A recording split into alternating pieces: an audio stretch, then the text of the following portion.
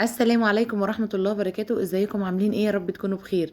النهاردة يوم جديد وفيديو جديد، وزي ما متعودين نبدأ الفيديو كده بالصلاة على الحبيب. اللهم صل وسلم وزد وبارك عليك يا حبيبي يا رسول الله. وكمان ما تنسوش تدعموني بلايك وتحطوا لي كده كومنتات حلوة زيكم تشجعني وتحفزني. خلاص بقى يا جماعة، رمضان على الابواب، وعايزة اقول لكم بقى يعني اللحوم والخضار والمكرونات بقى والحاجات اللي هي النواشف وكده، هي دي الحاجات اللي احنا بنعتمدها طول شهر رمضان. فعايزه اقول لكم بقى، قلت كده لازم نحرش معدتنا على رأي ماما، نحرش معدتنا قبل شهر رمضان.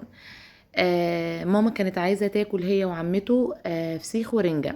طبعا زي ما قلت لكم قبل كده ان انا ايه، موضوع الرنجة دوت خلاص يعني بقيت شايلاه من دماغي. مش بقيت احبها قوي يعني، او كاد اكون ان انا ما بقيتش اكلها اصلا. تمام. بس الفسيخ الوحيد اللي عمري في حياتي ما هقدر ان انا ايه ابطله، او اقول ما بحبوش او مش هاكله تاني. المهم عايزه اقول لكم ان انا جبت الرنجة والفسيخ دول من مكان معروف جدا ومشهور، يعني الناس كلها عارفاه. الفسيخ عايزه اقول لكم حلو جدا، عجبني. تمام. كنت شايفه ريفيوهات يعني ان الزيت اللي هو بيبقى لونه احمر كده او كده بيبقى طعمه مش حلو. لا لا خالص، طعمه حلو جدا بصراحه، وشهادتي فيه مجروحه. الرنجة عادية، يعني كانت تكون عادية وعادية جدا كمان. المهم عايزة اقول لكم ان انا رحت جبت الرنجة والفسيخ دول بنفسي، تمام، من المكان اللي انا بقول لكم عليه. طبعا انا ما حبيتش ان انا اوريكم بقى الشنطة او المكان اللي انا جبته منه ولا الكلام دوت. تمام. بس بصراحة انا ندمت ان انا رحت. اقسم بالله بجد، مكان بعيد جدا عليا. تمام. آم، مش عارفة، أنا كنت حابة أروح كده يعني أشجع المكان، ويعني أنا بشجع أي مشروع جديد أو حاجة زي كده يعني. المهم بصوا يا جماعة، الفيديو ده أنا كنت مترددة يعني إن أنا أنزله أصلا. يعني بقالي يومين وأنا عاملاه، بس مترددة إن أنا أنزله. بس فقلت إيه، أتكلم يمكن أكون غلط أو أكون صح، يمكن الموضوع يبقى رسالة ليا. يعني والله زي ما قلت لكم في البداية، ان انا لما رحت اجيب الفسيخ والرنجة علشان قلت ايه قبل رمضان، واحنا متعودين اصلا على كده، يعني حاجة كده تغيير قبل دخول رمضان. وزي ما قلت لكم ان ايه، ان الاكل بقى الدسم والكلام ده، فنظبط الدنيا قبل ما ايه ما ندخل شهر رمضان. بصوا يا جماعة، انا كنت وانا نازلة متحمسة جدا ومبسوطة جدا، ورحت وانا كل حماس. بس بصراحة لما نزلت من المكان او رجعت من المكان، كان بصراحة احساسي او انا ما كنتش احسن حاجه ولا الطف حاجه بصراحه يا جماعه. قفلتي ما كانتش بمشكله او بخلاف او اي حاجه، لا خالص اطلاقا. لا، هي كانت بمعامله. عارفين يعني ايه معامله؟ عارفين يعني ايه ان كنتوا تبقوا مقدرين حد ورايحين عشان تشجعوه وتشجعوا المشروع بتاعه، وهو اصلا يعني يعاملكم بطريقه مش حلوه، او يبقى فيه عدم تقدير في المكان. هو ده بقى يا جماعه اللي حصل معايا. عايزه اقول لكم وانا راجعه في الطريق بقول ليه الدنيا بتتغير كده بسرعه، ليه الدنيا بتتغير قوي كده. ناس كانت بسيطه وبقت معروفه، وناس كانت تعبانه وربنا فتحها عليهم. عايزه اقول لكم يا جماعه والله العظيم بجد انا بفرح لاي حد ربنا بيكرمه. بس ساعات بسأل نفسي، هو النجاح بيغير الناس ولا بيظهر حقيقتهم؟ ممكن يا جماعه تردوا عليا في النقطه اللي انا اتكلمت فيها دي دلوقتي في الكومنتات. زمان لما كانوا صغيرين كانت المعاملة أحلى من كده، وأحسن وأفضل من كده. كانوا بيرحبوا بالناس ويدوهم أحسن حاجة ومش عارف ايه. دلوقتي النفوس اتغيرت أقسم بالله بجد. طب ليه؟ طب ليه يعني؟ معلش يعني، ده احنا رايحين ندفع فلوس، احنا مش رايحين ناخد الحاجات دي ببلاش.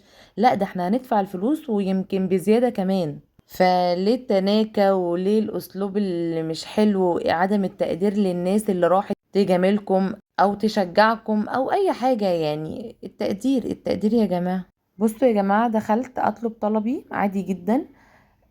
قلت لو سمحتي مثلا عايزة كذا وكذا. الرد كان مش وحش بس مش زي زمان. أنا بحب أركز جدا في التفاصيل، نبرة الصوت، طريقة البصة، الإحساس. وانت واقف كده قدام حد حسيت ان مفيش ترحيب، حسيت ان تقيلة شوية. مع اني والله ما طلبت غير حقي، يعني انا طلبت حقي بس اللي هو بدفع فلوس. انا بدفع فلوس زي اي حد. زمان يا جماعة كان في كلمة حلوة، كان في هزار، كان في روح. النهاردة حسيت الموضوع رسمي جدا جدا، وفي حدة، يعني عارفين الحدية كده. وقفت ثانية كده وقلت لنفسي يمكن ضغط شغل، يمكن يومها مثلا مش احسن حاجة. بس الاحساس فضل جوايا بجد بطريقة بشعة. واللي اكد لي بقى ان الموضوع يعني فيه تغيير وكده، لقيت ان في اسلوب تكبر وتكبر تكبر، يعني على ايه وليه وازاي وفين انا مش عارفة. رجعت البيت وقلت خلاص الدنيا مش مستاهلة اني ازعل نفسي. هي مشكلة البني ادم بس اللي هو بيدي لحد حجم اكبر من حجمه، بس هي دي الضريبة. اللي مزعلني والله يا جماعة ومحزني ان في ناس اول ما حالها بيتحسن تحسسك انك اقل، مع ان كلنا بدأنا من نفس النقطة. يعني مش عملت حاجة اكبر او افتكست في حاجة اكبر، كلنا في يوم كنا محتاجين اللي يساندنا ويشجعنا. اصعب حاجة انك تنجح وتنسى انت كنت فين.